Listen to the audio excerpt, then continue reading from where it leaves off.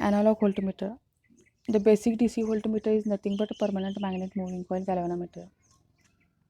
The resistance is required to be connected in series with basic meter to use it as a voltmeter. This series resistance is called as a multiplier. This is a series resistance which is connected to basic meter in series. That series resistance is also called as a multiplier. Now the main function of this multiplier is to limit the current through basic meter so that meter current does not exceed the full scale deflection value. The voltmeter measures the voltage across 2 points of a circuit or voltage across a circuit component. So voltmeter must be connected across 2 points or a component to measure the potential difference with proper polarity. Now calculation of multiplier resistance. Here Rm is internal resistance of coil, Im is full scale deflection current, Rs is a series multiplier resistance, P is full scale voltage to be measured.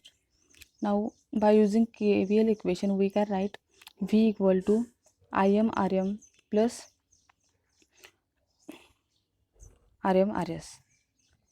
V equal to Im Rm plus Rm Rs. Now by solving this equation we can write Rs equal to V divided by Im minus Rm. Now multiplying factor M for multiplier is ratio of full scale voltage to be measured and drop across the basic meter. Now drop across the basic meter is nothing but Im into Rm. Im, that is current through basic meter, and Rm is resistance of basic meter. Now multiplying factor is V divided by V. V is full scale voltage to be measured and small v is drop across basic meter. So substitute values of capital V and V here. So by solving this equation we get M equal to 1 plus Rs by Rm.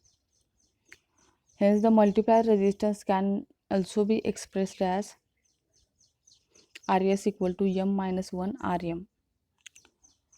Thus to increase the range of voltmeter M times the series resistance, that is Rs, required is M minus 1 times the basic meter resistance. So Rs equal to M minus 1 Rm. This is nothing but the extension of ranges of voltmeter. Now requirement of multiplier. This resistance should not change with time. The change in resistance with temperature should be small. They should be non-inductively wound on AC meters. Precautions. Before that we will see a multi-range voltmeter.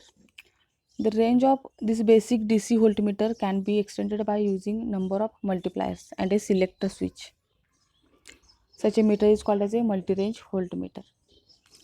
Now R1, R2, R3, R4 are 4 series multipliers.